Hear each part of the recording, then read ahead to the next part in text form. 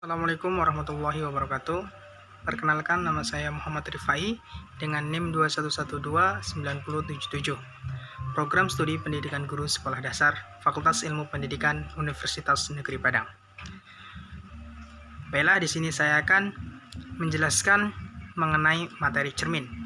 Video ini dibuat untuk memenuhi tugas konsep dasar fisika SD yang diampu oleh Ibu dosen Dr. Yanti Fitria, MPD. Cermin adalah benda yang bisa memantulkan cahaya sebuah benda yang di depannya. Suatu benda dapat memantulkan cahaya jika kita dapat melihat bayangan kita atau benda lain pada permukaan benda tersebut. Menurut Kamus Besar Bahasa Indonesia, cermin adalah kaca bening yang satu di antara permukaannya dicat dengan air raksa dan sebagainya sehingga dapat memperlihatkan bayangan benda yang ditaruh di depannya. Jenis-jenis cermin. Yang pertama yaitu jenis cermin cekung atau konkav, adalah cermin lengkung yang bagian dalamnya dapat memantulkan cahaya. Cermin cekung ini disebut juga dengan cermin positif atau cermin konvergen karena sifat cermin ini mengumpulkan atau memusatkan sinar yang jatuh padanya. Sifat bayangan pada cermin cekung ini berbentuk bayangan nyata atau bayangan maya. Hal ini bergantung pada tempat benda pada tempat. Jenis cermin selanjutnya ialah cermin cembung atau disebut dengan konveks, adalah cermin lengkung yang bagian luarnya dapat memantulkan cahaya. Cermin cembung ini disebut dengan cermin negatif atau cermin divergen karena cermin cembung ini menyebarkan sinar cahaya yang jatuh pada permukaannya. Sifat-sifat pada bayangan cermin cembung ialah bayangan yang dibentuk oleh cermin cembung. Yang pertama ialah maya, tegak, diperkecil, terletak di belakang, yaitu di antara titik optik dan titik fokus. Jarak bayangannya lebih kecil daripada jarak benda. Jarak bayangannya selalu bernilai negatif. Beberapa hal yang perlu diperhatikan ialah tanda jarak fokus pada cermin cembung selalu bernilai negatif. Hal ini disebabkan karena titik fokus pada cermin cembung terletak di belakang cermin. Untuk benda nyata di depan cermin cembung selalu terbentuk bayangan maya. Jadi, nilainya pada cermin cembung selalu bertanda negatif. Cermin yang ketiga ialah cermin datar. Cermin datar memiliki permukaan yang datar, seperti sebuah garis lurus. Bayangan yang dibentuk oleh cermin datar memiliki dimensi ukuran panjang dan lebar sama persis dengan dimensi benda tersebut. Jarak yang dibentuk antara benda dengan cermin sama dengan jarak antara cermin dengan bayangan. Sifat bayangan benda yang dibentuk oleh cermin datar ialah maya, tegak, dan sama besar. Contoh penggunaannya yaitu seperti pada penggunaan kaca yang digunakan untuk rias. Ciri cermin datar ini terbentuk datar, tidak melengkung dan tidak cembung. Di mana manfaat dari cermin datar ini biasanya dipakai untuk kehidupan sehari-hari sebagai komponen dari periskop. Cermin modern yang terdiri dari lapisan tipis aluminium kemudian ditambahkan dengan kepingan kaca. Cermin ini kemudian mendapat sebutan dengan sepuh belakang, yakni pada cermin yang di permukaannya dapat memantul dan ditangkap melalui kepingan kaca. Penyempuhan cermin dengan kaca tersebut membuat cermin tahan. Namun, hal ini berkurang kualitasnya cermin karena terjadi tambahan pembiasan permukaan pada depan kaca. Terdapat sifat cermin datar saat dikenakan berkas cahaya. Yang pertama, bayangan pada benda akan tegak dan semu. Yang kedua, bayangan semu merupakan bayangan yang bisa dilihat ke dalam cermin, akan tetapi pada tempat bayangan tersebut tidak ditemukan cahaya pantul. Pada bayangan tersebut, besar dan tinggi sama dengan besar pada benda sebenarnya. Pada jarak bayangan benda sama dengan jarak benda dengan cermin.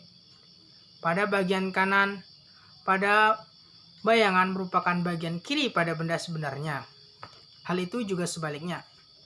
Manfaat cermin datar dalam kehidupan sehari-hari dimanfaatkan pada kehidupan manusia, seperti perambatan cahaya secara lurus, refleksi gambar maya, pembuatan periskop, pembuatan teropong prisma.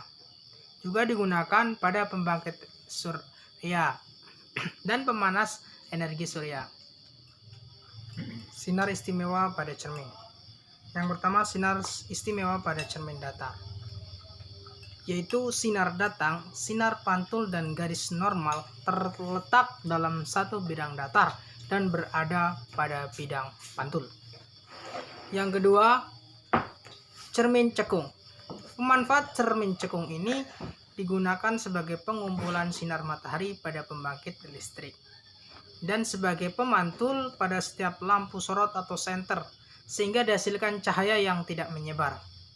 Sinar-sinar istimewa pada cermin cekung ada 3 macam. Yang pertama, sinar yang datang sejajar dengan sumbu utama, sinar yang datang melalui titik fokus, dan sinar yang datang melalui titik pusat kelengkungan cermin.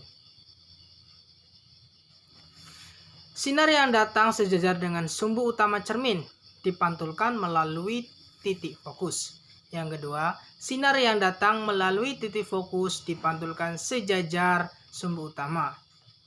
Sinar yang datang melalui titik pusat kelengkungan dipantulkan kembali melalui titik pusat. Yang ketiga, cermin cembung. Pada cermin cembung, titik fokusnya berada di titik belakang cermin. Sinar istimewa pada cermin cembung ialah yang pertama, sinar yang datang sejajar dengan sumbu utama dipantulkan seolah-olah dari titik fokus. Yang kedua, sinar yang datang menuju titik fokus dipantulkan sejajar sumbu utama. Yang ketiga, sinar yang datang menuju pusat kelengkungan dipantulkan seolah-olah dari titik pusat kelengkungan. Manfaat cermin pada kehidupan sehari-hari. Yang pertama, cermin cembung. Cermin cembung ini memiliki sifat penyebaran sehingga dimanfaatkan pada kaca spion, sehingga kita dapat melihat kendaraan yang di belakang dengan lebih luas.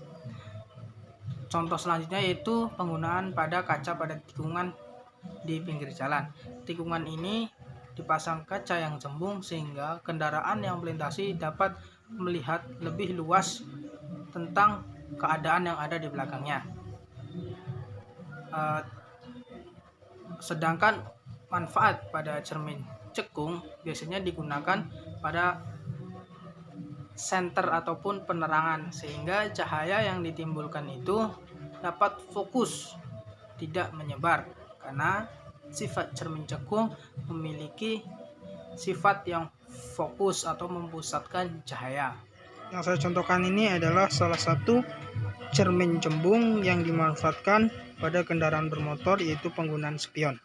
Hal ini dapat kita lihat bahwa cahaya ataupun penampakan yang kita lihat pada kaca lebih luas karena memiliki sifat yang menyebarkan. Selanjutnya yaitu pemanfaatan dari bentuk sifat cermin cekung digunakan pada sebuah senter. Ini berfungsi agar cahaya yang dipantulkan dapat fokus dan tidak menyebar. Beberapa hal yang dapat saya jelaskan mengenai materi tentang cermin. Kurang dan lebihnya saya mohon maaf. Wabillahi taufiq wal hidayah. Wassalamualaikum warahmatullahi wabarakatuh.